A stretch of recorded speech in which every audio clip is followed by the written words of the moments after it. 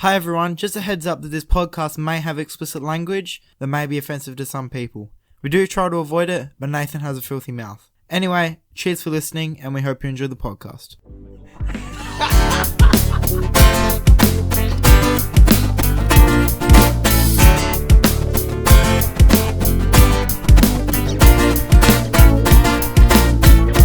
The Leftovers Podcast. Last night's conversation. Hello. And welcome to the Leftovers Podcast. That's what we're called, by the way. If you're not sure. Yeah, Okay. we probably should have. Okay. We are here with probably our best guest yet, Stephen Price. Poor Michael. MLA, one and only. Yep. Oh, thank you. How are you? Oh, very good, mate. Very good. Good? Now, I'm struggling to make eye contact with you here. There we go. Bloody hell. You know, when we first started this, it was a bit of a joke having you on. Right, we were like, oh yeah, we'll get Stephen Price on. That'll be good. But then Rhys actually went and emailed your office. Yes, you did. And you said yes. Now, what were you thinking when you thought these two Yobbo Leftover podcast guys wanted you on a podcast? I was quite surprised when I got the email from Rhys, and I thought he'd done such a fabulous job singing at the graduation. Oh, that was good, wasn't it? I definitely could. The least I could do is actually take part in this for him and for you, obviously as well. That's awesome. You got anything to say, Rhys? No. No. Just thanks for coming on. Rhys, We'll see you next time. see you later. No, Rhys is a big fan, by the way. Yeah, we've talked about you a lot on the podcast. Probably every episode. And it's weird because I see you so often. I see you at assemblies and, you know, making speeches and stuff. Never had a conversation. No, it's hard. When you go to things, you're in and out because there's certainly always something you need to be going to. Yeah. And you don't get the opportunity to stop and have a chat to the people that you're there for, really. And especially at school stuff with you guys. Being year 12s and that, you can certainly stop and have a decent conversation with you about things that are going on and things that are important to you. But you're a bit restricted in that because you get whisked away to other things. I remember, at one of the assemblies I had to walk you out the school or something. And it was because most of the people hang back in the staff room, but you had to go. You were off. And I'm like, he's a busy man. Busy man. Busy. It's like, it's crazy. But it's very interesting. I always wonder, like, is it just how what are the hours? Is it just all day, every day? You live in it, or do you go home and it's just shut it off sort of thing? Yeah, it's crazy hours. So it is. It could be anything all day, any day. 7 days a week. That's first thing in the morning, last thing in the evening. But I do shut it off when I go home as much as I can. My kids aren't that interested in politics. Oh, no. So they get bored very easily when I start talking about things. You wouldn't believe the amount of papers I signed today, kids. You should do. Oh, they've actually seen me. I take them home sometimes and sign them all, and they go, "How many you got to sign?" 400. You're like a doctor. Because I should have been a doctor. My writing's terrible. Yeah, exciting. Oh man. Sorry. No, please. No, you go. What were you gonna say? Well, I was gonna say, like signatures, right? So doctors and stuff. Do you just sometimes just scribble? I try not to, No. but my hand gets tired after a while, and it goes from sort of being legible to just being scribble at the end of it. So some things I actually have to screw up and throw in the bin and redo. Because my manager at KFC, because we get deliveries, and every single delivery, you have to sign it and check it and all that. And we get, bread, drinks, chicken, storage, basically a different company for almost every single part. And they're just signing all these things, money, got to sign that, and like food checks. And it just goes like that, and then walks up. She just doesn't care. Yeah, it's quite interesting. I had thought about getting a stamp, but that's a bit lazy, and I enjoy signing the letters for people, because I actually personally do it. I don't get More anyone else to personal. do it. Yeah, that makes sense. It takes a bit of time, Mm-hmm. But I think it's nicer that way. Rhys? So did you always want to do this sort of stuff? You said you were thought about being a doctor instead. Did you always want to be in politics? No. I never thought about being a doctor. That was never one of the options that was put to me. Maybe should have been a mechanic or something like that. But no, before I got into politics, I was secretary of the Australian Workers' Union for about 10 years. And normally, unfortunately, when you get a leadership position within a union, it's almost like a retirement job. So we see a lot of people take on the role and then stay until they retire. Which, see you later. Yeah. Which isn't in the best interest of the members of the union. So after being there for 10 years, I thought it was time for me to move on and do something else. And when I looked at what I wanted to do, I loved helping people through the union work. So I thought running for politics would be an extension of that work and just give me a bigger group of people to try and work with. Yeah. And what's so special about good old Ferrellfield? Horriesville. The one, the only. Look, Forestfield's the whole electorate of Forestfield is quite big. So it's High Wycombe, Maida Vale, Forestfield, Wattle Grove, Orange Grove, Kenwick, and a little bit of Maddington. But it's the whole area. It's a beautiful area in regards to it's old. It has an old community feel to it. Everyone's so proud of their different areas. When I say to people I'm the member for Forestfield and they live in High Wycombe, they go, well, we're from High Wycombe. Yeah, that's exactly right. I get a lot of people. My coach, because I do athletics, my coach, he's lived in Forestfield his whole life. And I spoke to him. I've had a lot of conversations with him. He is so proud of Forestfield. And he's, he grew up through the 80s. And, he was in the footy club and all that sort of, stuff. And, he's just so proud of Forestfield and living there.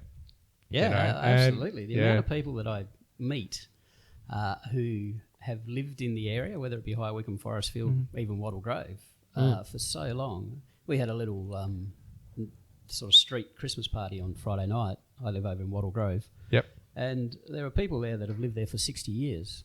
Now, could you imagine living in Wattle Grove 60 years ago? Was it like farmland or something? It would have been nothing. Absolutely or horses. Yeah. And even the people around here in High Wycombe lived here for 40 or 50 years, still live in their own homes that they've lived in all their life. They just love the place. It's really good to see. You don't see that very often these days. Yeah, my mum, because she rides horses and all that, and we'll get back to that later actually.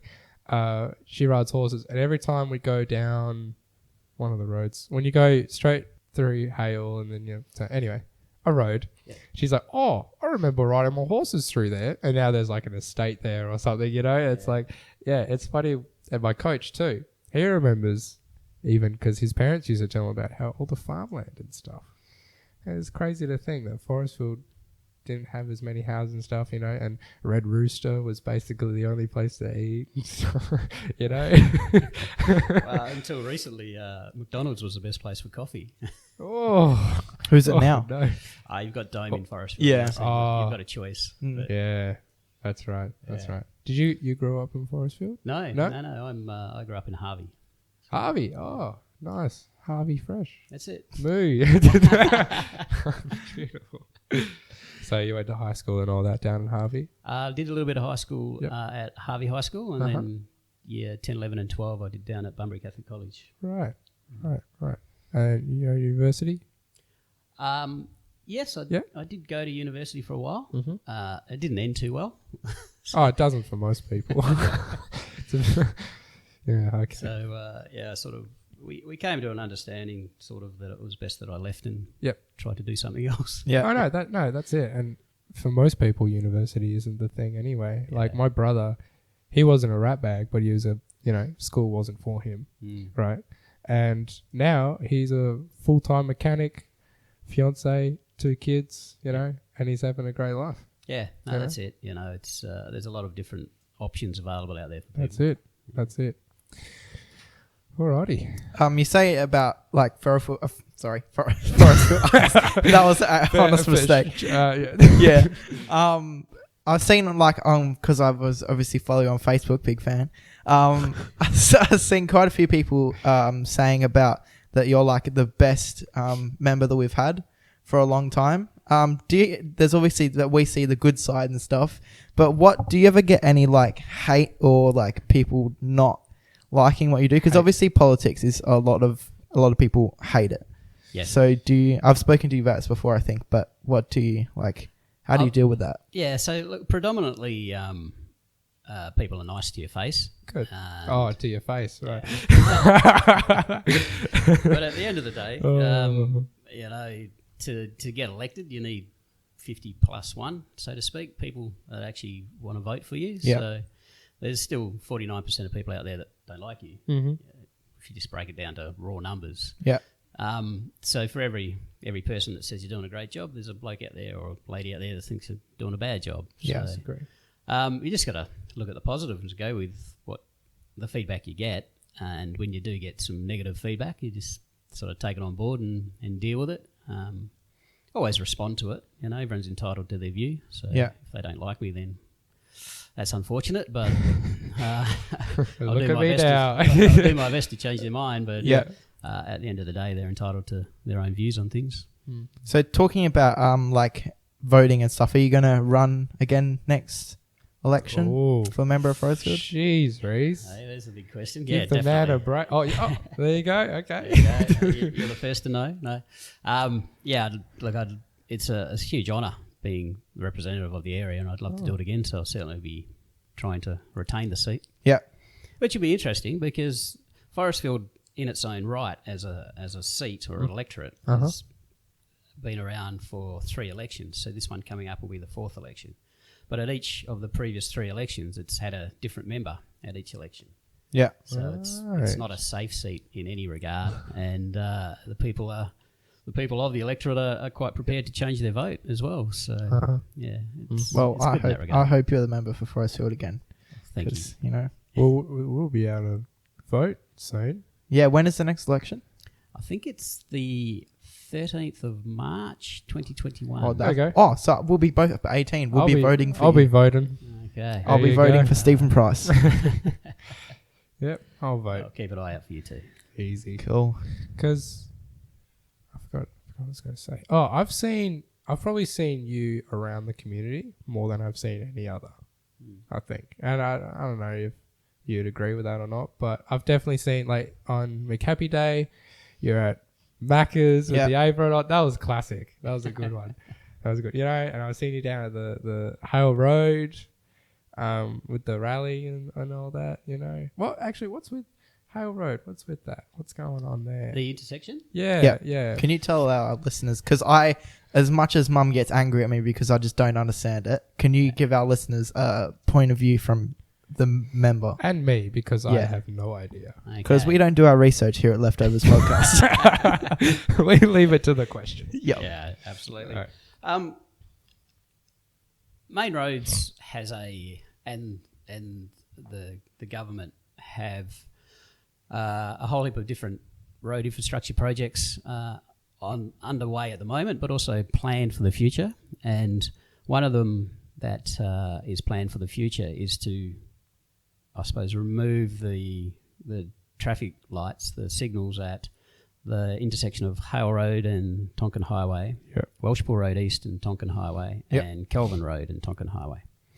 So they've come out and said that for Kelvin Road and Welshpool Road East, they would put proper grade separated interchanges where you've got full access always around that intersection. Oh, right. What they proposed for Hale Road was just to have Tonkin Highway going over the top of Hale Road and then no access onto Hale Road off Tonkin in any direction. Now, that's an absolutely stupid idea. That's a bit shit. Because that's going to redirect everyone through Berkshire. Sorry, go through Berkshire, isn't it? You've really only got 3. If that was to happen, and it's not going to happen, you only had 3 other exits. So essentially, you had to go back through Forestfield up to Lewis Road, and then down Lewis. Lewis Road. Yeah, and gotcha. That's already a terrible intersection. So that's just ridiculous. Then either have to come back up to Berkshire, where we've got that gaggle of new lights. sort of thing. Yeah, that's, what a stupid That place. design that is. As Oh, well. I don't mind it. It's not too bad. No. I've driven it a few times. That's ridiculous. Okay. And the other alternative is to go straight down Hale through Wattle Grove and onto Washpur Road East, where that other intersection's down the end. Yep. So none of them are very good options. No. And, well, I'm not 100% sure of the figures, but you're talking about 12,000 vehicles through that intersection in the morning, and maybe over the... So you've got 12,000 in the morning, you have 12,000 in the evening. Peak and hour over times. the day, you've probably got another couple of thousand Yeah. through it as well. What? So it's a lot of traffic to get rediverted through the suburbs. So yeah, it's a stupid idea from main roads. So And a lot of people on like online and stuff have been saying about like the more fuel consumption, which obviously leads to worse global warming and stuff like that, and roadkill and stuff like that. So it's just a dumb idea. yeah, absolutely. Apart from the inconvenience that it would cause everyone, the roadkill is quite an interesting point, because there is a lot of fairy little animals running around the place, and even now, not that I'm a fan of things that don't have legs, but there's snakes all over the place at the moment. You see a heap of them getting run over. There's lots of lizards and that out on the road getting squashed. Yeah, and they're all native animals that are having a hard time already. Yeah. So yeah, okay, I get So yeah, like it's a work in progress. Main roads have been told they have to go back and come up with some other concepts. Yeah. Which hopefully they'll come up sort of in the first. I think the technical term is in the first quarter of next year. So we'll see what they come back with. This sort of... Oh, sorry. How were you going to say? Please. No, Rhys. no, you go. Go, Rhys. Go! Well, I was going to bring us into our first segment because it's a good segue. We're trying to... All right, go ahead. Okay. All right. Well, this leads us into our... We made our own theme music, by the way. Yeah. Just say It's beautiful. Prepare yourself. So this is our first segment called What Do You Reckon? Basically, we tell you about something and then you tell us what do you reckon. What do you reckon? Okay. Okay, it's coming out of the speaker. Are you ready? You'll be edited in post. Yeah. I'm so sorry. You want to be good. Yeah, better be. It is. Don't stress. I don't know. I think we've hyped it up too much now. Yeah, probably. Okay. Hold on. Oh, here we go. Hey. You're doing it like it's my fault. Like I'm making it not work.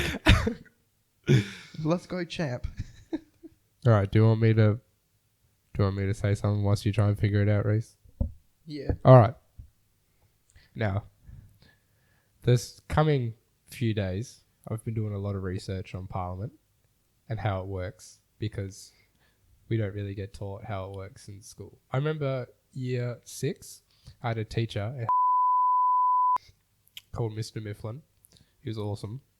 And he basically taught us Parliament and agriculture. And that's all I can remember. Oh, and we had a teacher we had a different teacher on Fridays where she would teach us ancient Egypt and animal rights. Right, so Interesting combination. Got it. Oh, we'll continue. All right, here we go. Rhys, mate, what do you reckon? I don't know, Nathan. What do you reckon? Oh, I don't know. Let's ask them. So that's... It was not worth the wait. It was beautiful. Rhys, mate, what do you reckon? I don't know, mate. What do you reckon? So yeah, that's what do you reckon. I forgot what I was going to ask now. Jeez. This is why we have no followers. It's just terrible. Okay, so what do you reckon? My one is one of the main things that's going on in Forestfield is what we've just spoken about, the Howard Road. How did it make you feel to see the members of the area protesting and getting together to stand up against what's happening on Howard Road? Because obviously we had the group thing on Howard Road, which I watched live on Facebook. I was like, mate, Stephen Price is going to be on there. I was so excited. And yeah, so how did it make you feel to see Forestfield band together? Yeah, the community is very passionate about anything that has an impact on it. So it was great to see them. The downside to it is a lot of people actually got a little bit emotionally stressed over the proposal, even though it's a way off. It actually had some negative effect on some people. And I tried to fix this before it got to the point where the community would get upset about it, because I like them getting involved in things, but they don't need to get upset over some of the stuff that's going on. This is why that's sort of your job, is to sort it out. Yeah. Because you've been voted in to sort it out, and you don't want other people worrying about it. Is that what you're saying? Yeah, pretty much. Yeah. It was great to see them activate and get involved in this, but it would have been nice to just for no one have to worry about it. If that makes sense. Mm-hmm. Yeah. Wow, that's interesting. I did not expect that. So you're saying that you didn't like it how people were making sort of a mountain out of a molehill, how it wasn't like a definite thing that was going to happen, and you were sorting it out, where it's probably the exact opposite. Oh, okay, sorry. It's a huge issue, yep, of which people would get really upset about. Now, you don't need to be a rocket scientist to work that out. So I've been telling Main Roads that it was a stupid idea. People are going to get upset over this. You need to change it. Yep. And they hadn't. So for the community to get involved and react the way they did was exactly what I'd been telling Main Roads. So it was good to see them do that, but it would have been nice for them not to have to do that. Yeah. Right. I see. All right. Well, my turn. Do you want to listen to the theme song again? Yeah, I reckon. Yeah. Yeah. All right. 10 minutes while it loads. Yeah, wake me up when you're done. Rhys, mate, what do you reckon? I don't know, Nathan. What do you reckon? Oh, I don't know. Let's ask them. That song is an absolute banger. And if you want to hear more by Rhys Prosser, head to Bandcamp. Rhys is you know he does yep. music. Yeah. Yeah. Okay. Senator, so this is a news article, right? In 2017, I think, Senator Larissa Waters was the first woman to breastfeed in Parliament. Now, that's quite shocking. Like, I'm fine with breastfeeding, right? I think it's great. In Parliament? What do you reckon? I don't know. Why? I'm not sure. Why not, you say? Yeah. Okay. I'm confused. I don't know whether I'm for it or against it. Okay. But, okay, so... notion. Yeah. So she did it whilst she was passing a notion. So she was talking and breastfeeding at the same time. So this is a quote. From a mum's perspective, breastfeeding is very normal and uneventful. That's true. But symbolically, given that no one else had done it, it demonstrated that women belong in Parliament and were amazing multitaskers and with support can juggle parenthood. In the moment, I didn't think I would make such an impact, but I'm very proud of a single act has encouraged other women. Since then, she's had mothers stop her in the supermarket, an influx of correspondence from women in other countries pushing for reform in their own parliaments. What do you reckon? I think it's a great thing.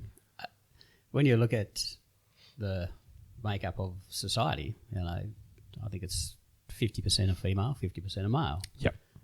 We don't have equal representation within parliaments between male and female. Predominantly, it's been seen as a male occupation. Mm-hmm. With it being a very old practice, I guess. With very old practices, of which they're very reluctant to change. Yeah. And it's not very family friendly. So we, apart from what you do outside of Parliament, when you sit in Parliament, we sit in odd hours. So when we sit on a Tuesday, we sit from 2 p.m. in the afternoon until 10 p.m. at night. You miss picking up the kids from school. Yeah. So, and then on a Wednesday, we do from 12 o'clock in the day till 7 o'clock at night. Uh-huh. And then on a Thursday, we do from 9 o'clock in the morning till 5 o'clock. So they're weird working hours. Yeah, that is weird. It's difficult for men as well because you miss out on that stuff. But it's difficult for women who have to breastfeed. Yep. So we actually went through a process in the state parliament this year of identifying some changes to the overall way Parliament operates to make it more family friendly. Beautiful. And one of the things that was discussed was breastfeeding or bottle feeding in the chamber. Now, Parliament stuck in its old traditional ways, Yep.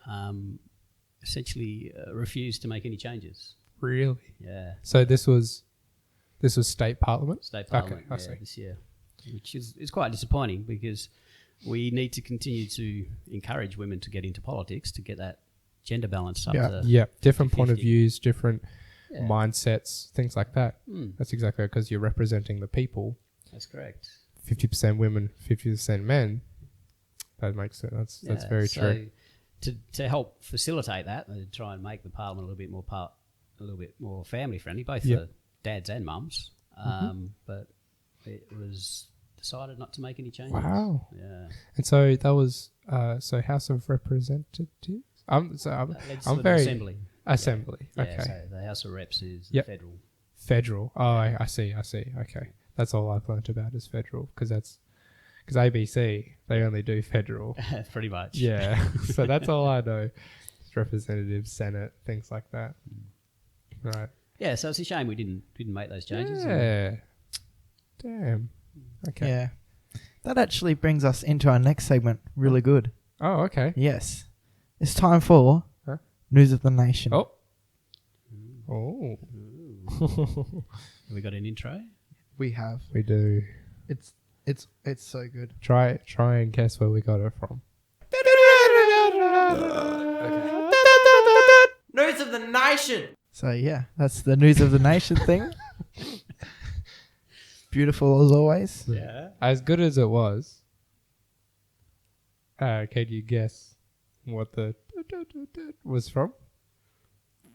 I can't, and I made it. So No, it's No? familiar, but I... Yeah. It's cricket. Ah, yes, Yeah. it is. Dun, dun, dun, dun, Yeah, dun, it dun, is. dun. It's the right time of the year for it, too. That's it, eh? Oh. now the News of the Nation is we find a news article each, Yep. and then we talk to our guests about it. And this week, News of the Nation, I actually got it from your Facebook page, so not really an article, Nathan, but it's all right. That's fine. You know. That's fine. So this is a article from what you posted, I don't know when, a couple of weeks ago or days, I don't know. Anyway, 37. That's how many family and domestic violence related homicide offences that were in WA last year. This is the largest number in the country and we need to do better. Now is the time to take a stand. Join the 16 Days in WA movement and let's stop the violence. Could you tell us a bit more about that?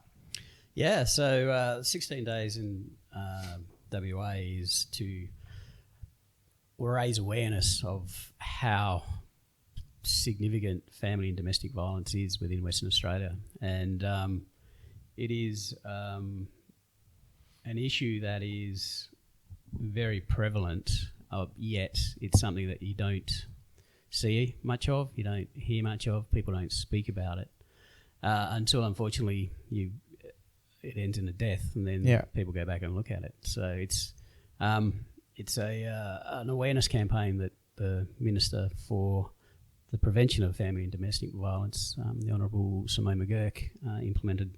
I think last year was the first year that we've done it. Yep. Mm. And so, obviously, you're very passionate about it. You have the things on the front doors, the first thing I noticed. I forgot what I was going to say now. But, yeah. Good one, Rhys. Yeah. Thank you. Oh, look, it's not it. I'm very fortunate in the fact that it's not anything that I've actually encountered in my life. Yeah. But I have seen the effects and the impacts of it on a lot of people. And there's a lot of people within the electorate that are affected by it as well, which is why we sort of do what we can to promote it and try and make people aware of it. And it's really about letting people know that there's choices for them as well if they're in a situation. So what is 16 days? Like, what is... I know obviously it's about domestic violence and stuff, but what is 16 days and what does it do to prevent it? I don't know the exact reason for that 16 days. I should, but I don't. Have we caught you out? Yeah, when I asked him, I looked at his face and I'm like, oh, what have I done? Yeah. Well, there is definitely a purpose for that particular period, but I just off the top of my head I can't remember what it is. No, you're all right. Oh man, because domestic violence. In year 9, in my humanities and social sciences class, my teacher, female, was very opinionated, you could say, saying a lot of statements that I didn't agree with, also including domestic violence. And I think that what people need to learn is, I'm not trying to play a victim game or anything like that, but it's women and men that are also victims. Yeah. So I brought this up in the classroom, and she completely disagreed with me, saying that women have a lot harder in domestic violence than men do. And she challenged me to come up and present in front of the class the next day with a PowerPoint on men and domestic violence and male suicide and things like that. And I actually researched the figures, and from multiple sources. I didn't go just to one Wikipedia, because on the internet you can find the right and wrong answer sort of thing. And I found it very interesting that it's almost 50-50 for victims, men and women. And I think that's something that really needs to be thought about, is that, because you think about in some situations, a man being hit by a woman, maybe in older times, they go, oh, I just got hit by her. Oh, man up, mate, you'll be fine, sort of thing, right? But when it's every day and it's domestic and, maybe it's someone you care about that's hurting you, not cool. Not cool at all, and that's something that I always keep in mind about domestic violence. Yeah, is that it affects so many people of different genders and age, and it's just terrible. Yeah, it certainly does, and you don't hear a lot of the male side of it. I'm not sure it's nearly 50-50, but it's surprisingly high. Very close. Yeah, it's surprising. It is. Yeah, 100%. Yeah, and unfortunately, that's just the way it's been for a while. Hopefully, it changes. Well, it's a really big issue to change, and how do we? So predominantly, the offenders are male, and we need to change that mindset that it's not okay to hit a female. But it starts in kids play, so even play fighting and stuff like that. There needs to be more of a focus from pretty much early childhood all the way through, where we teach people how to respectful relationships is the term that they use, but how you actually understand that it's not right to even play, fight, pretend, or imitate sort of a male hitting a female. It's not acceptable, and to get that as your baseline understanding as a young man as you grow up. Yeah, because I always grew up. My parents obviously taught me that you don't hit a woman no matter what, and then as I went through like high school and stuff, you see a lot of people say, oh, but if they hit you first. So what do you think if a woman hits you first? Obviously, if it's a man, it's just socially acceptable to obviously hit back. But if it's a woman, that's sort of frowned upon, sort of thing. You know what I mean? So what do you think about that? Yeah, well, fighting's not a great way to resolve anything. No. So firstly, you shouldn't hit people. That's probably my first point. Oh, yeah. There we go. Okay. I wasn't sure. Right, okay. So, you just shouldn't hit people to begin with. But there's no justifiable reason to hit a woman. No, none whatsoever. Yeah.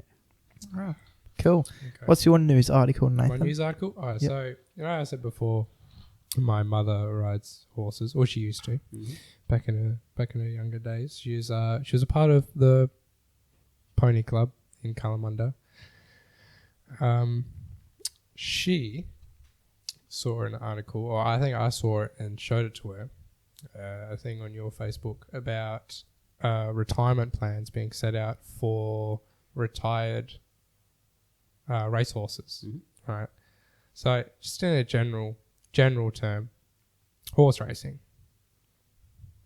What do you reckon? Like, you know, the treat. We've moved on from that one. You know, the treatment of the horses and, you know, the laws to protect them and all that. Do you have any knowledge of that? Yes. Yes? Yes. So it's actually quite a challenging area and question. Mm-hmm.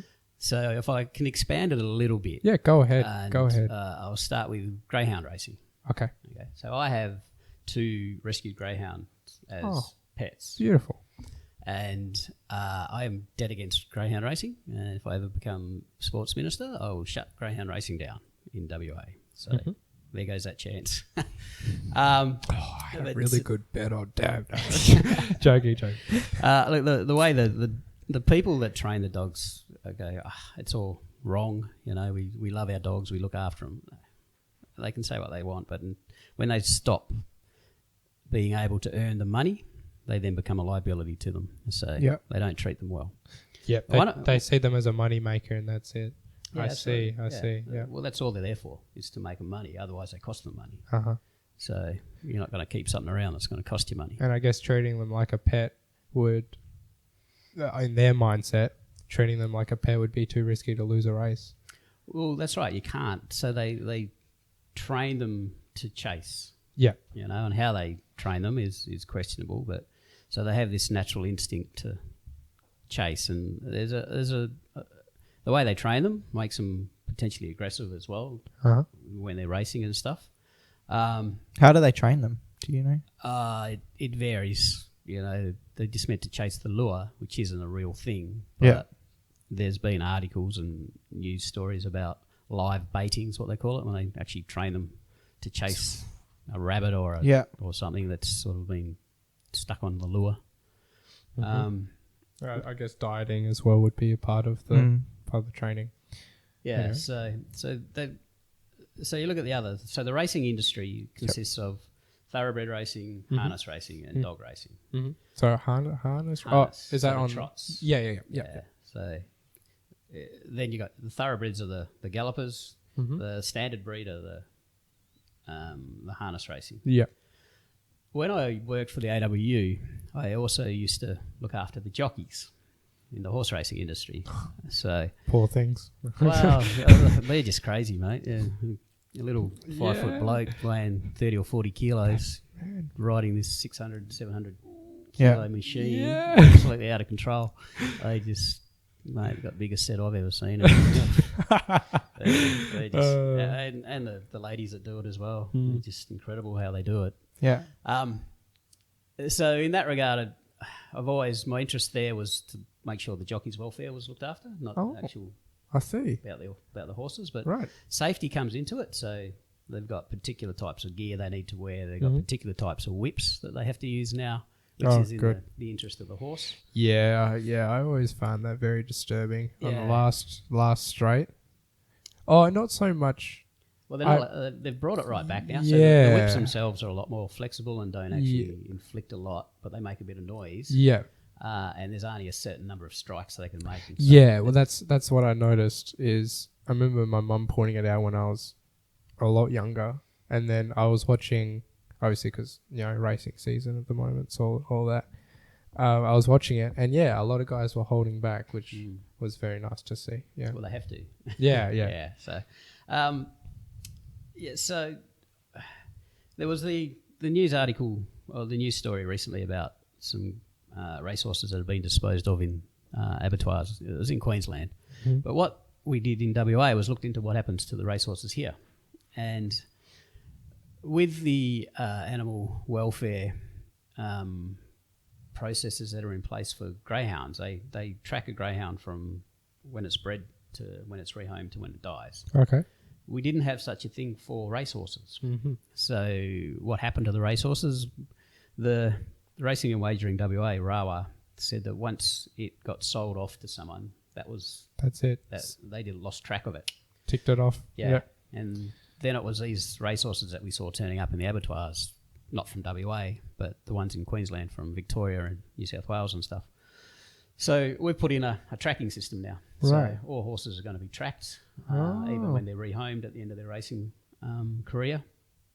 And the government's also purchased a farm as a transition for racehorses to go to get sort of a little bit of retraining and being a normal horse again. Right. And then tamed down, things like that. Yeah, rehomed from there as well.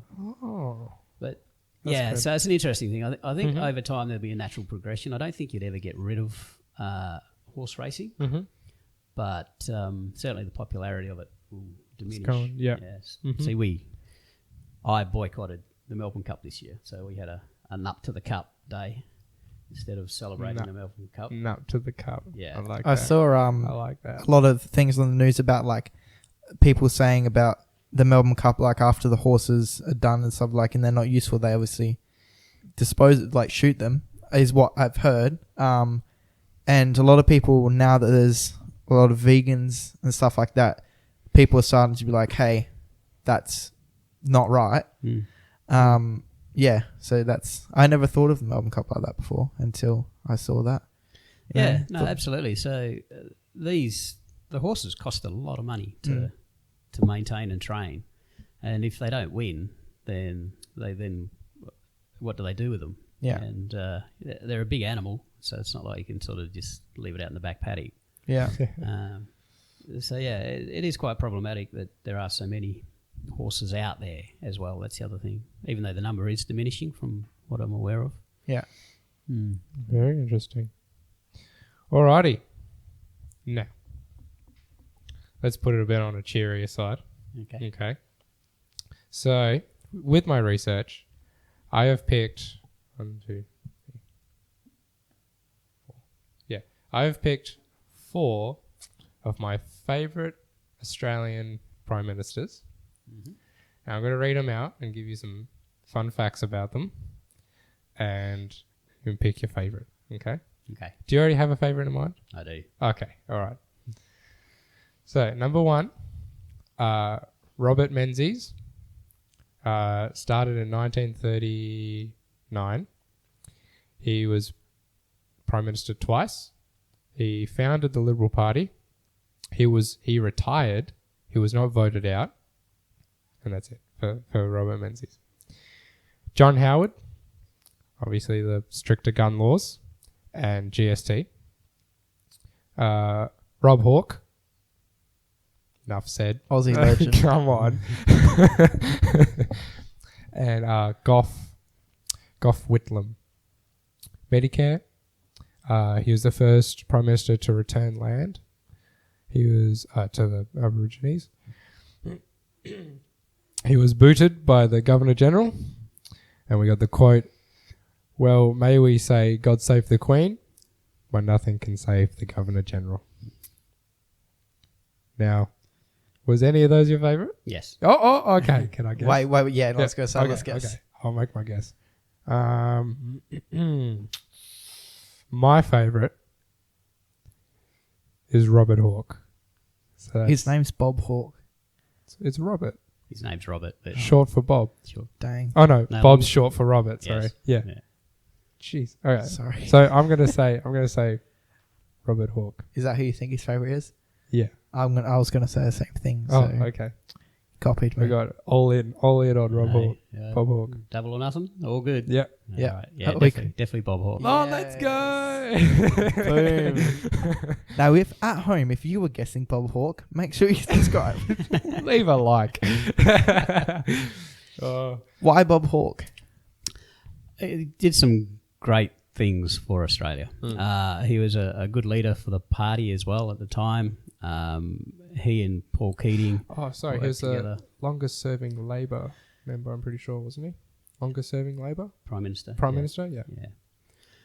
Yes, superannuation, a lot of great stuff for Australians. And the Accord was quite a difficult time. So to sort of get the unions and the businesses to work together was a great outcome for the economy at that particular time. And yeah, just showed really good leadership, and you'd like to have a good time as well. Yeah. So yeah. Oh, good on And him. he's a lovely guy. I was very fortunate to sort of meet him a few times and Oh, spend really? some time with him. Yeah. Oh, very nice. Yeah. Very nice. I was very lucky. There was a small group of us that went down to Margaret River and had lunch at Lewin Estate down there with him and Blanche. Mm. And this was 2015, so just a couple of years ago. Was this when you were a member of Forest Hill? No, or it's still at the before that. workers? Yeah. And anyway, it was meant to be very structured, because Bob was getting on a bit. So it was 12 o'clock. We'd go in for lunch, finish by about 1:30, 2 o'clock, so Bob could go and have a bit of an afternoon sleep. Yeah, I see. So about 4:30 that afternoon, we're sitting out the back and having a couple more wines, and Bob was on his cigars. And I don't know if you've ever heard him sing "Solidarity Forever." And so it's a song that he likes to sing whenever he's at a function somewhere. And I see. He's had a beautiful voice. Oh, okay. So about 4:30 in the afternoon, the 5 or 6 of us sort of rolled out the front of Lewin and stood on the front where they hold all the Lewin concerts and did a rendition of Solidarity Forever. There is a video of it. It's quite bad, but it's and pretty we'll special. insert that here. Bob was a lovely guy. Yeah, That's a tick off the bucket list. I never knew that about Bob. Yeah. I loved his quote at Australia. American. Was it America's Cup? Yeah, that's good. That was awesome. Yeah. That was another thing. My year 6 teacher, Mr. Mifflin, he was a big fan of hockey as well. Big fan. Yeah, very much into politics. Yeah. He was. Yes. Oh yeah, before. So yeah, they don't teach Parliament. I got taught it a little bit at school. Yeah, I remember. tiny little bit. Yeah, we had like a whole term on it. I sort of found it interesting. Growing up, I was just like, sort of had that mentality. I remember when I came to Parliament House, I spoke to you about this, about like a lot of teens and stuff aren't interested. And yeah. When you start saying something and then you just don't finish because you have no idea what you're talking about. Yeah. That just happens. What it's like. That's the thing is I had to, work hard to actually get information on Parliament, like interesting information. And then I never got taught in school. High school, never got told. I guess you'd get taught in ATAR politics and law, but unless you want to take that hard 2-year class, nothing. You know, it's like, I think it's a bit silly because I think we miss out on a lot of really good potential leaders because of it. Honestly, it is. It's part of the reason why I like to get the school leadership group up to come and have a look around, tour of Parliament, and then have a lunch in that, because even the primary school kids, the year 6s, they love it. But it gives them that exposure, and the same as the Darling Range kids. And it's really funny. Like when I grew up in Harvey, I knew who the local member was at the time. It was a Liberal guy by the name of John Bradshaw, but he was part of the community, family friend, stuff like that. So I was always aware of politics. Right. But and I did do politics at school, but there is a big disconnect between what happens in politics and actually what happens in life. And people have got so much going on these days in what they're up to and how they're surviving. Politics isn't something that sort of gets in their worry or anything like that. It's good to make people aware of it, and there probably should be a little bit more of it through the schooling process.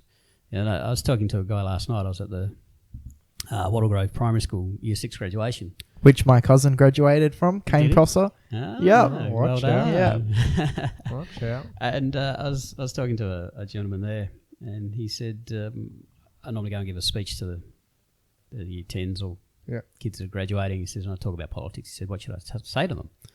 I said, well, mate, just tell them to vote. So there's parts of the world where people are willing to die to have their vote. Yet here in Australia, we've got compulsory voting. If you don't vote, you get a $20 fine. People go, send me the bill, mate. What do you think about that, dude? That was one of my questions that I wrote down. So, like, in America, obviously you don't have to vote, but in Australia, you do. It's like compulsory. And a thing I saw a while ago is a lot of Americans, obviously, they ended up with Donald Trump. Mm. And a lot of people are like, oh, I can't believe we have Donald Trump. He's a dickhead, you know. And then you ask them, did you vote? Oh, no, you know. It's so silly. at least in Australia, you do have to vote. But at least, you know, we can't complain because obviously that's who we voted for. And, yeah. Yeah. So what do you think about that? Do you think it should be compulsory? Yes, I think it should be. 100%. Yeah. I'm the same. And you see the opposite in local government elections. So local government elections aren't compulsory, and you get a 20 or a 30% turnout for the vote. Yeah. And the amount of people that complain about local government, you know, is just incredible. And no one's happy with local government ever, anywhere. Yeah. Yet you only get 20 or 30% of people decide to go and have a say in that outcome. Yeah. So Sorry. What were you going to say? either get involved, gives you the right to complain about something, or Yeah. just put up with what you You get. shut your mouth. And I think whoever the parliament member is, people are never going to be happy. You can't please everyone. As we were saying before, you get people that one guy likes you and then another guy doesn't. And, you know, you just got to sort of deal with that. That's life, isn't 50 it? plus 1. Yeah. That's it. Exactly. Yeah. They're overrepresented in this room, though. Yeah. Okay. Should we go to... we've got 10 minutes left if we're going for an hour. Are you happy to go? Yeah. Yeah? Cool. Okay. Alrighty. Should we go to the next segment? Are you happy Was to it do a that? wheel of conversation? It's whatever you want it to be, Nathan. Wheel of conversation. You're the boss, man. Wheel of conversation. I love that. All right. I came up with my Wheel own of conversation. wheel. All right. Are you ready for this? So, just before we play, what are you expecting from the Wheel of Conversation theme? I have no idea. Beautiful music. Are you ready? Yeah, Nathan explained it to me earlier, and I thought,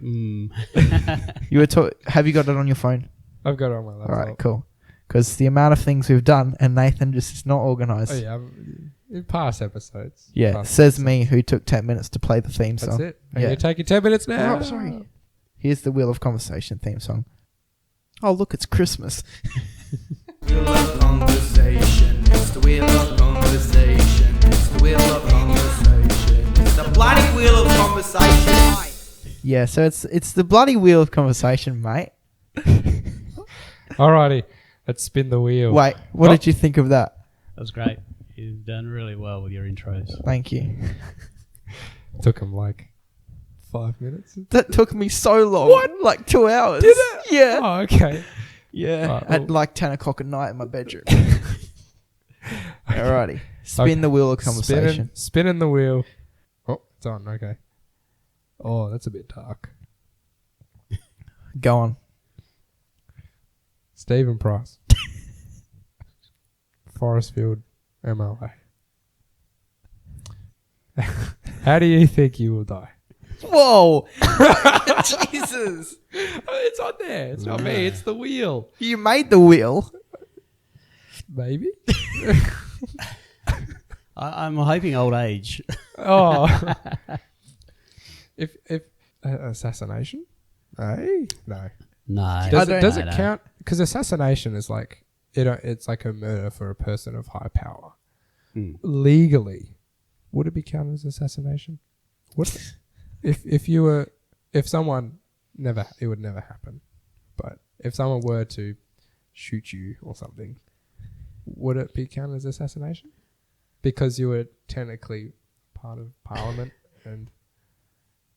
If there was, one I don't think assassination's the charge. I think murder's still the charge, but you've been assassinated. You've been, sorry, yeah.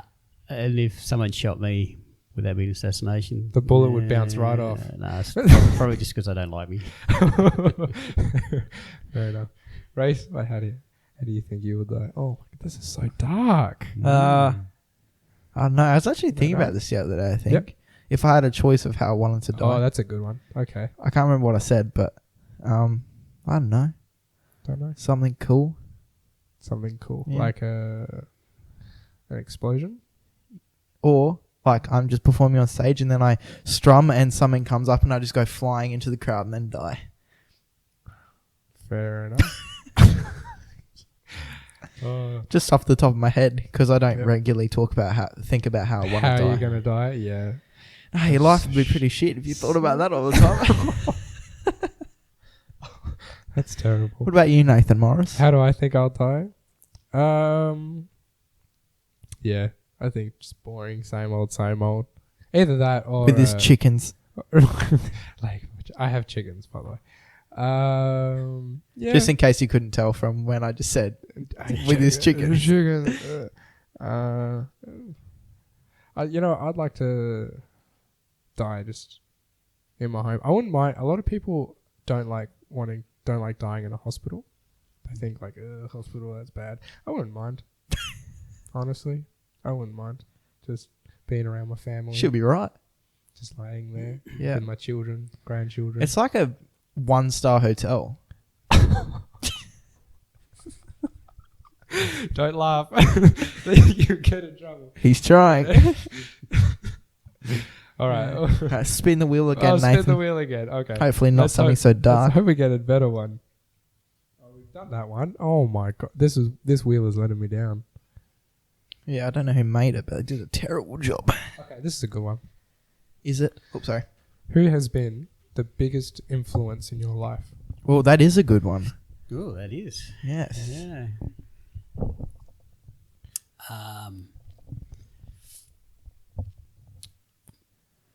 Gonna have to say my dad.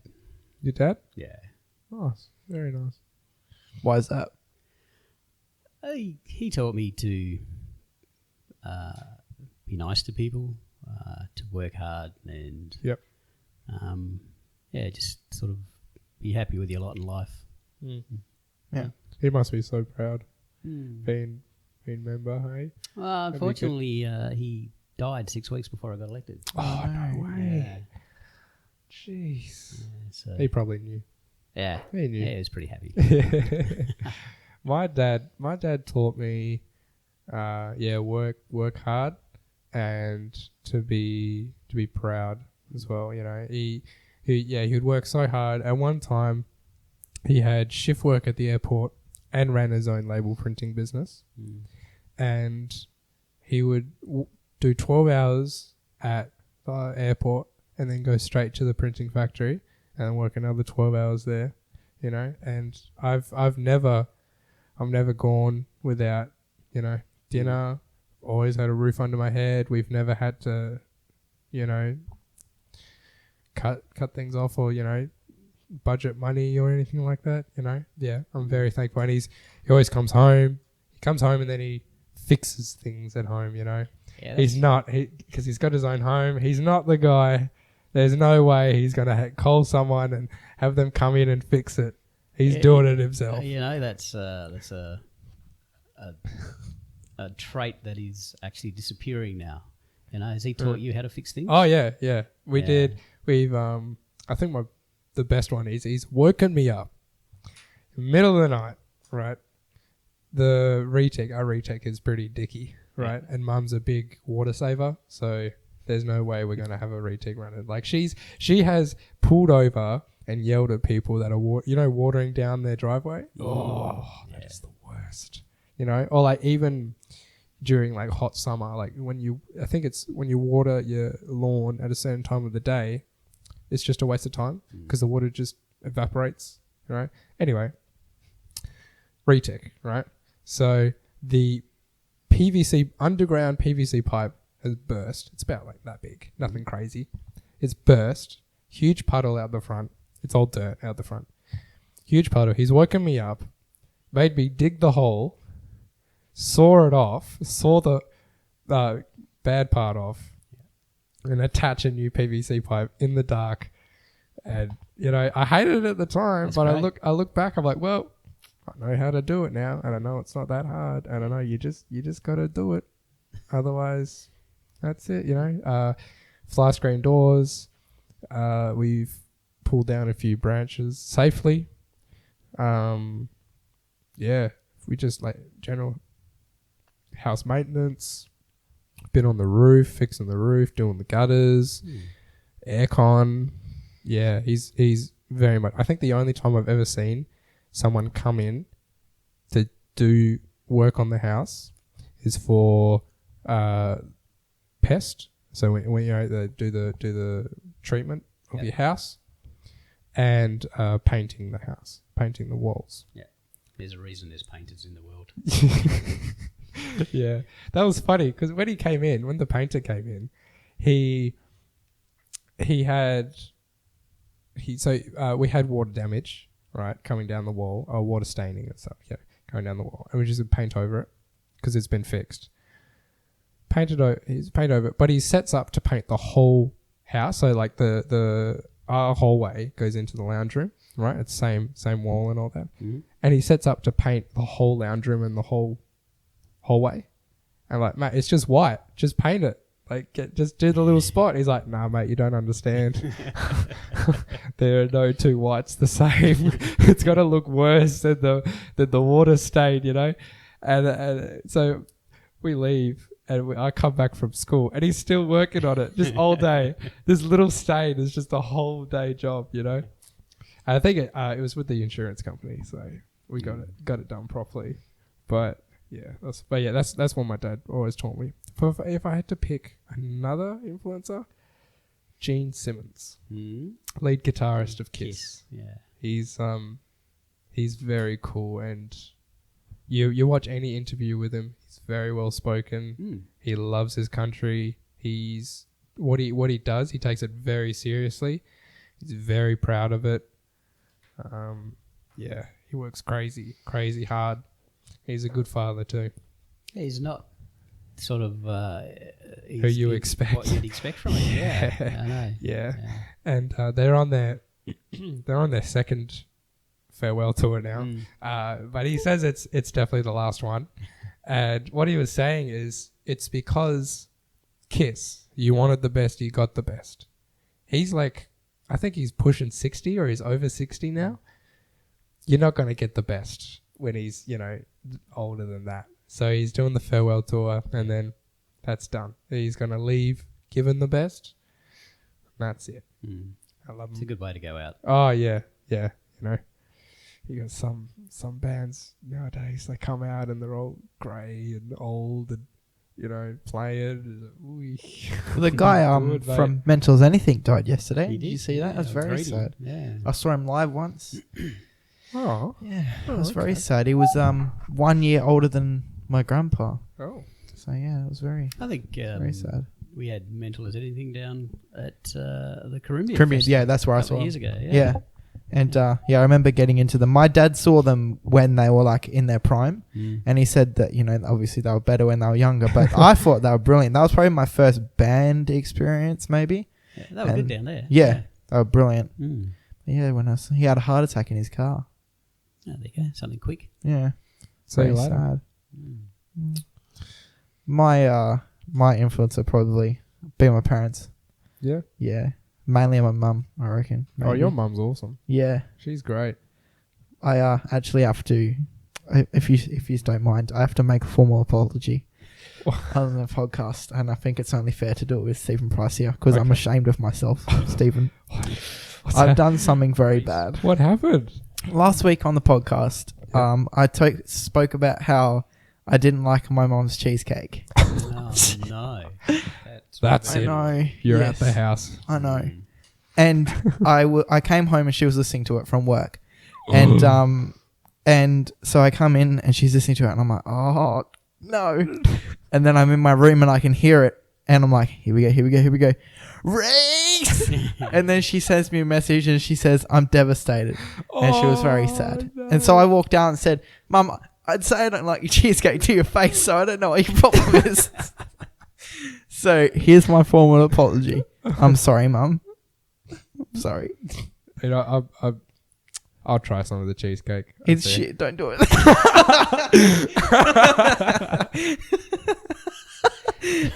But she was so sad. Don't do it, man. Now you need to apologise again. Yeah, sorry, Mum. But yeah, I nearly killed her yesterday by accident, because we were in I'm learning to drive at the moment, and I was parking, Belmont Forum. Yes. Yeah, I was parking on, like, there's the movies is on one side and the shops is on the other, and that that thing in the middle. Yeah. And then on the side of the shops, I was parking. She's like, okay, park there. And I was parking, and as I went to look in the mirror to see if I was in the line, I accidentally put my foot down and went bang straight into the curb. And like as I hit her, I was like, "Oh shit!" Put my foot on the brake, but she was like, "Oh, I got whiplash again," and then I felt sick, and then but luckily we're both safe. So yes, but that's probably my influence. My dad, as we were saying about things that my dad's taught us, my dad taught me too. Cars are expensive. Don't be stupid. Yep. When I've been learning to drive, it's not. Of advice. Yeah, it's not like be careful because if you hit that, you'll get hurt. It's if you get that's $6,000 worth of damage, you idiot. Every time, you know. Plus, you might get hurt. Yeah, well, but money. That actually is a funny story. Something happened yesterday. I was in my room preparing for this, and I got a Google Home, so I've been playing with that. Google Homes. I love Google. Do you have a Google Home? Yeah, I do. Oh, you do? Ask Google Home who Stephen Price is. It is you, Stephen. I asked my Google Home who Stephen Price is, and it said someone from Ireland or something, and I was like, who is Stephen Price Forestfield? And it was like, is your middle name James? Yeah. And it was Stephen James. And then it was like, it told me all about you. Wow. Yeah. No, I learned that. I haven't tried that. Yeah, it's very cool. It's very cool. But yeah, so my funny story, I heard someone knocking on the door, and I'd actually seen the guy that it was earlier because I was waiting for my mum to go and pick up my sister from school. So I beeped the horn, and as he was walking past, it obviously did it. And then I don't know, he probably thought I was beeping at him. So I was in my room, and someone knocked on the door, and Nathan knows my dog goes ballistic. Is someone it's not that bad. It is. Okay. You get the least worst of it because she likes you. Oh. But look at that. Nice. Yeah. So this guy knocked on the door, and my sister opens it, and she's like, "Oh shit!" Closes it because my dog Coco's going off a tree, and then she's like, "Oh, I'll get the dog," and then I come out, and it's this guy, and he's got an RAC shirt on, and he's like, "Hi, I'm just from Automasters or Automasters or." It was Automasters down here. I don't know if it was this one. And he was like, "Oh, we're giving something to residents, a service or something for your car." And I'm like, "Oh, okay, cool." And he goes, "Do any of you drive?" And I said, "Yeah, but that's what my dad's for. He's not a mechanic." I told him he was, but he was like, "Is he a mechanic, is he?" And I said, "Yeah." And he goes, "Does he ever feel like not being a mechanic? Feel like having a day off?" Nah. And then he was like, "Okay, no worries," said, and walked off. Oh, poor guy. So yeah, he was a nice guy too. Yeah. So I don't think I'd ever do door knocking. Yeah, it's part of this job. Yeah. Yeah. You do not. you never knocked on my door. Where have you been? And I'm your biggest fan. Quite Wow. regularly, we go out everywhere. Yeah. Oh, okay. Different areas. You ever been disrespected, or is just like a no thank you? No, a couple of people slam the door in your face, yeah. That's rude. Predominantly, people are nice. Yeah. Okay. I just don't answer. Yeah, there's that too. You know people are in there. You know, the TV's on. You can hear them talking, but Yeah. Nope. you're not answering the door. Yeah, people are a bit dumb. Yeah. Well, mechanics, yeah. My brother's a mechanic, and it's great because don't have to pay full price for car service ever. Yeah, But it's very handy. the annoying thing is that I'm trying to get a car right now. Trying to buy a car. Keyword trying, because he's like, "Oh, send because like Facebook Marketplace and all that. Send the link to me. I'll say yes or no." I'm like, okay. Every car I have sent him, it's a no. "Oh, yeah, this is stuffed," and "Oh, nah, I see this car in the workshop all day," and "Oh, get this." I'm like, I don't want that. Sorry, I was just trying to get it prepared. Are you okay? Yeah, I was just getting the what you're watching thing prepared. Okay. Excuse me. Sorry. Bit of a story here. Yeah, I find it so hard to find a car. And my dad again refuses to go to before my brother was a mechanic, learnt it all himself, self-taught mechanic, so he could do the basic stuff. Yep. I don't think I've ever seen him go and actually see a proper mechanic, because he's got mates that know things and he knows things, and he just figures it out, you know.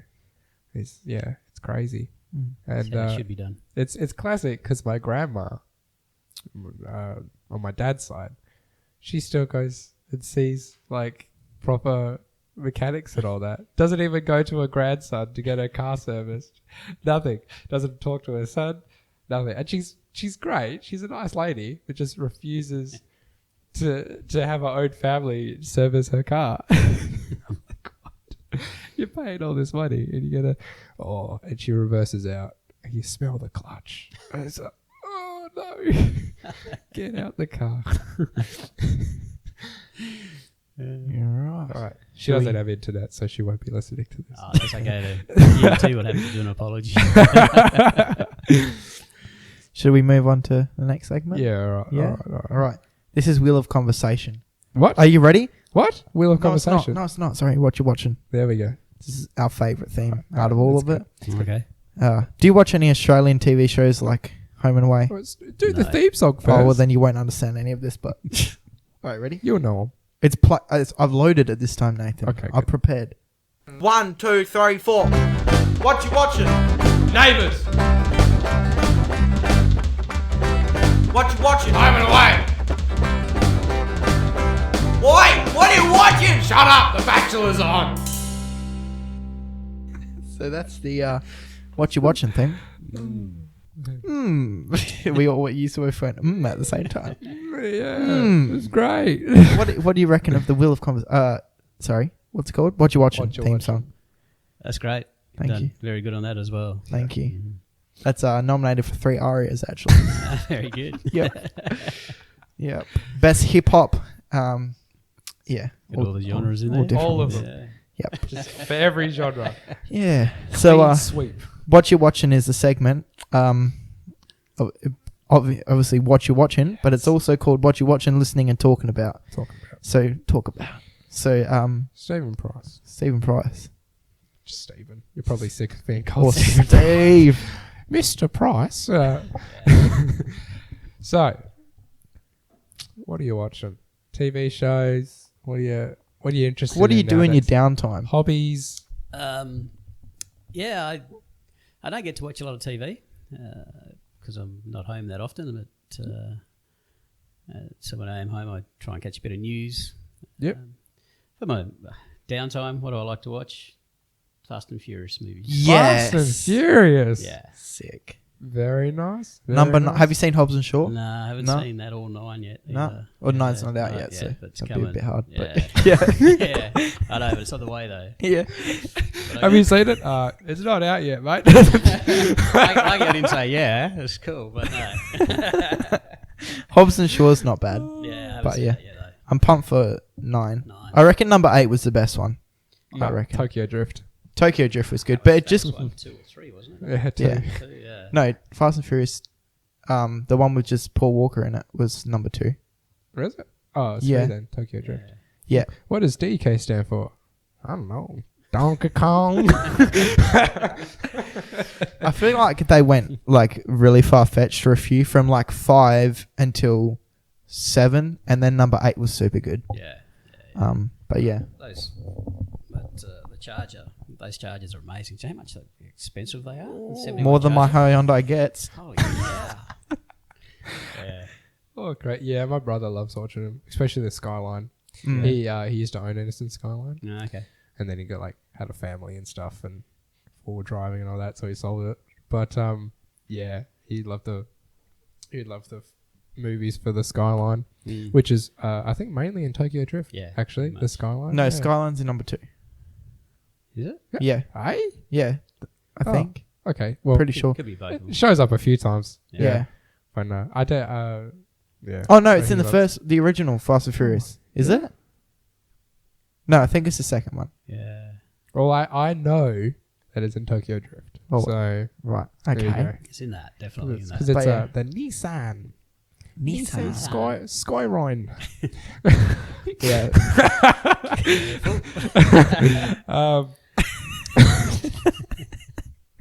Classic movies. What about TV shows? Do you watch any TV shows? Mainly boring as it sounds, political stuff. Yeah. On Netflix or whatever. Yeah, I don't watch much free to air TV. Yeah. You know, No, sport, no one news. does these days. Yeah. Bloody hell. What are you listening to? Like music-wise. Music. Oh, here we go. Um, K-pop. straight to top 50. Yeah. Oh, okay. Nice. Very nice. Sorry. But Yeah. What? no, I don't like Australian top 50. Oh, right. 'Cause- Because you're like an indie sort of thing. Yeah. Or 21 Pilots. Yeah, it's just some songs. You know, I can't find that. You know that song? It's like da da da da da da da da. Oh, yeah. I love that song, Sure, but every you time do. I ask my Google what it is, it just says, "Here's Bad Guy" by Billie Eilish. And I'm like, no, it's not. But yeah, no, I like that song. I'm starting to like that song, Dance Monkey, because I hated that song for so long. Yo, you know that the artist that did that, she performed it live. Yeah. How do you perform a song like that Her live? voice, incredible. Yeah. Yeah. I was like, I thought that was completely edited. She's very talented. She's like, what the And she's heck? only 23 or something, isn't she? Yeah, she's Something young. like that. Oh, that's very Yeah. impressive. But yeah, I the music I listen to, not voluntarily, because KFC, they just play the same shit all the time. Because they got it attached to the Foxtel, so it's like Foxtel top something. It's just the same music, same music every day, same time, every day, and it's like and peak times, right? It's just like literally not even joking, same 5 songs just on repeat, and it's ridiculous. Morning's good. When you start 7:30 in the morning, that's good because they get a bit risky and play some not so popular songs, but yeah, it's good. But recently, my manager actually changed the station. Obviously, listening been to there. you on the podcast almost 3 years, and she finally changed the station. But I don't know if it was a good or bad thing, because now it was strictly 2000s songs, like early 2000s, late 90s. It's like Britney Spears, Miley Cyrus before she went rogue. Do you know Miley Cyrus and Hannah Montana are the same person? Oh my god! Sadly, yes. That's a bad. Just like all those like classic early 2000s songs, which is all right, but a lot of Britney Spears, and there was a Charlie's Angels one as well. Oh yeah, and yeah, so that's what I've been listening to. But other than that, I have a playlist at home called Peanut Butter Playlist, right? So I've got this set up at home with the Google Home. I have the main Google Home. I have a Google Home Mini, and then I have a audio cast, right? That is attached to, so you can cast music from your Google Home to this Chromecast, to this cast, and it casts music into big speakers, right? So I have this playlist called Peanut Butter Playlist, and then I have another thing called Sandwich. So I can say play Peanut Butter on Sandwich, and what it will do is it will play my favorite playlist on all of the speakers in the house.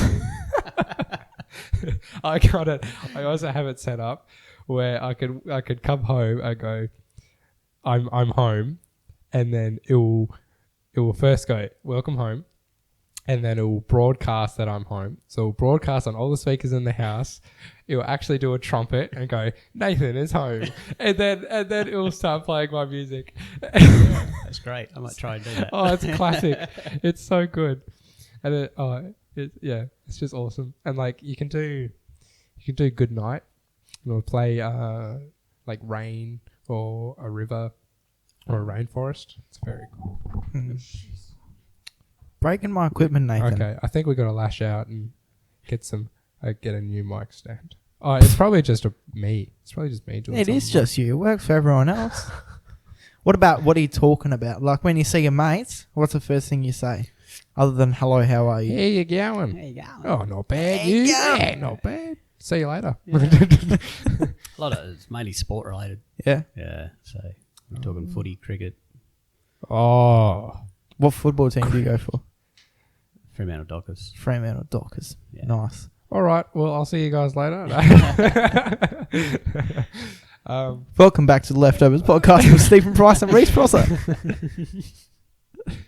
The cricket. How's the cricket going? Bloody hell. Us versus Pakistan. Yeah. Well, that's over now. It's done. But Yeah. we whooped them in Warner. the 2020 and in the Test match. And Warner, yeah, he's got his mojo back from the Ashes.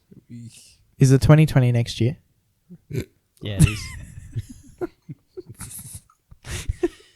Rhys Porcett, ladies and gentlemen. Stephen Foss is just like, oh, what a dickhead. Get me out of here. All right. Oh, yeah. Can I have a turn? Oh, wait, Nathan, what are you talking about? What am I talking about? Yeah.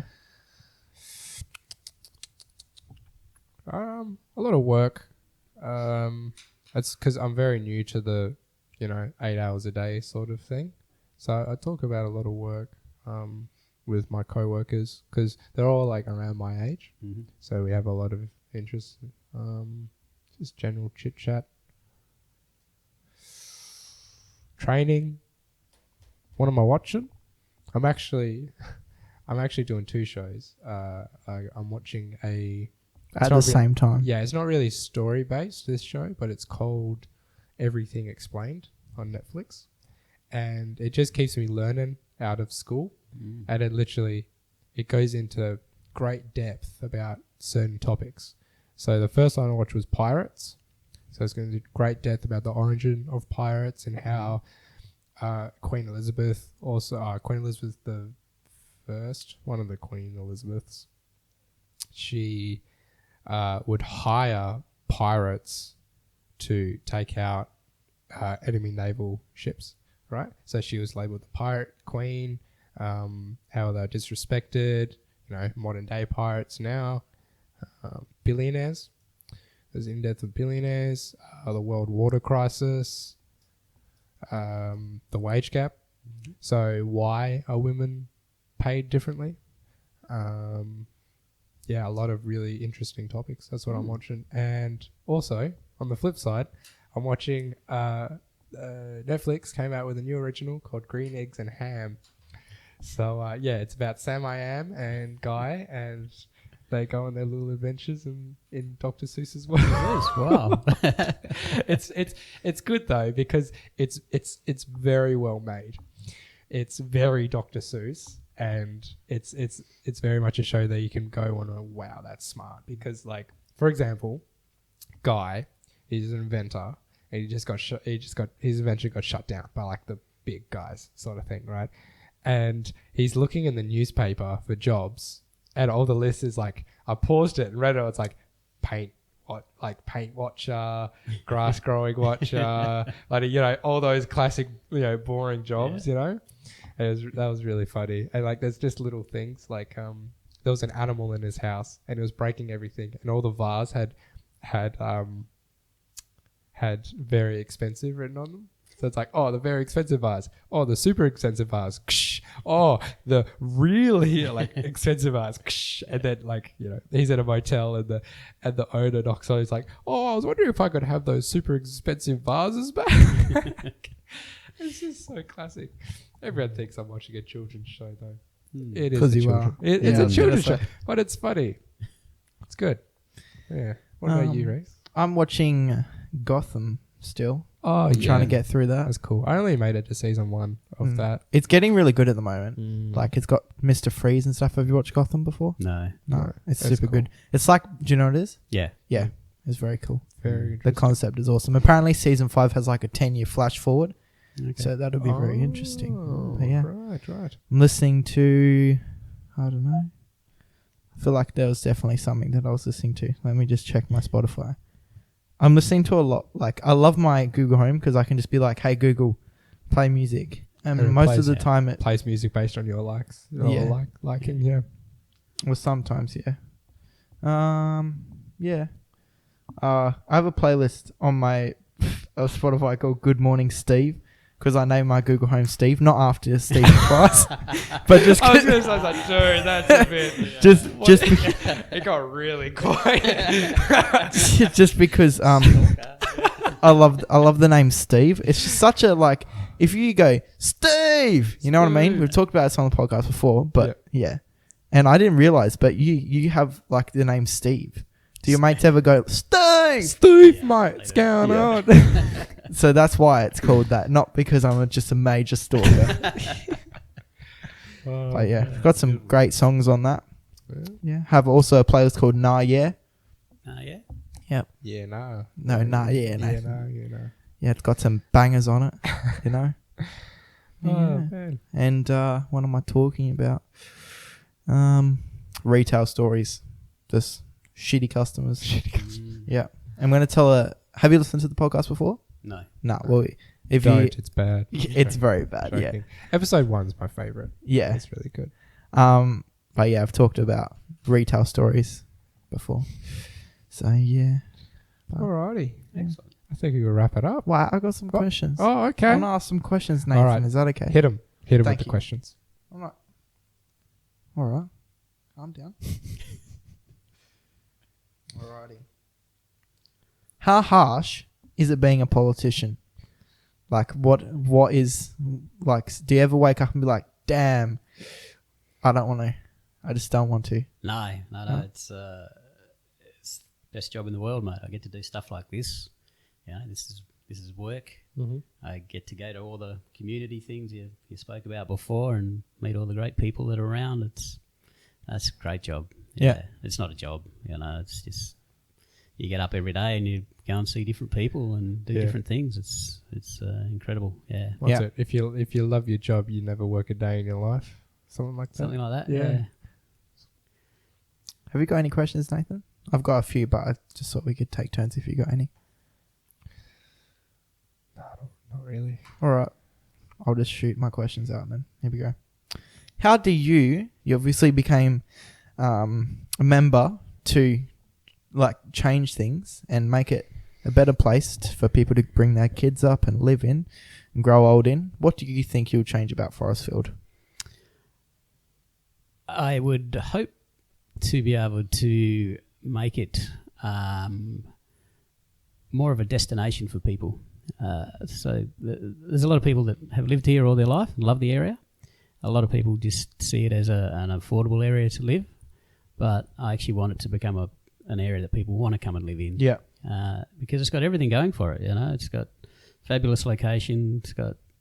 We're close to train stations. It's got good access to the city. It's still only 15 k's out of Perth. Yeah. You don't have to live an hour each way, sort of south of Geraldton and that sort of thing. It's a little bit of a gem of an area which is underdeveloped and underappreciated. Yeah, definitely. Growing up in Forestfield and, you know, seeing what goes on, I was like, nah, no way I'm living here. But I'm seeing the new houses being built, and I'm seeing how the train station's being done and all the changes that are being done to Forestfield, and having a look around and comparing it to other suburbs in Perth. I'm like, it's actually not that bad, you know. And I've actually got my eye on some houses that are getting built next to Hillside, next to the Hillside Christian College. Hales there. Yeah. Yeah, I remember growing up and like when I was younger and stupid, not like liking living in Australia for some reason. I don't know why. Oh. But now I've grown up and I'm like, mate, Australia's the best bloody country in the world. Australia, mate. Australia! You know? Perth, I reckon Perth is probably one of the best cities. Yeah. Honestly. I want to go to Sydney next year. Have you ever been to Sydney? I have. Is it nice? It's big. Yeah. Yeah. It's, I stayed in Bondi. yeah, Beautiful. really nice. Bondi Beach is amazing. Yeah, Everyone's some like, beautiful beaches though. yeah, that's the thing. Everyone says that Bondi Beach is a little overrated or there's better beaches. No, I reckon Bondi, number one. Well, this is where Bondi Rescue's filmed, so. That's it. Yeah. What do you wish, obviously, how long you been a member for? Nearly 3 years. 3 years. Yeah. So what do you wish you knew? Because obviously you came into this, blind, really, because you'd never done anything like this before. So what do you wish you'd known, or someone told you before you came into being a member?